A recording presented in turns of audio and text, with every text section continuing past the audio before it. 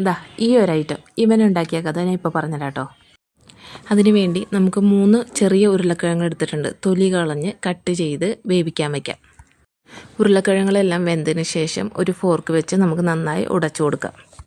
ഉടച്ചു വെച്ച ഉരുളക്കിഴങ്ങ് നമുക്ക് വേറൊരു പാത്രത്തിലേക്ക് മാറ്റി കൊടുക്കാം. അതിലേക്ക് 2 ടേബിൾ സ്പൂൺ കോൺഫ്ലവറും 1/2 ടീസ്പൂൺ കാശ്മീർ ചില്ലി പൗഡറും 1/4 ടീസ്പൂൺ ഉപ്പും ചേർത്ത് നന്നായി മിക്സ് ചെയ്ത് കൊടുക്കാം. ആദ്യം സ്പൂൺ വെച്ച് നന്നായി മിക്സ് ചെയ്തതിന് ശേഷം കൈ കൊണ്ട് ചപ്പാത്തിക്ക് കുഴക്കുന്നത് പോലെ കുഴച്ചു കൊടുക്കാം.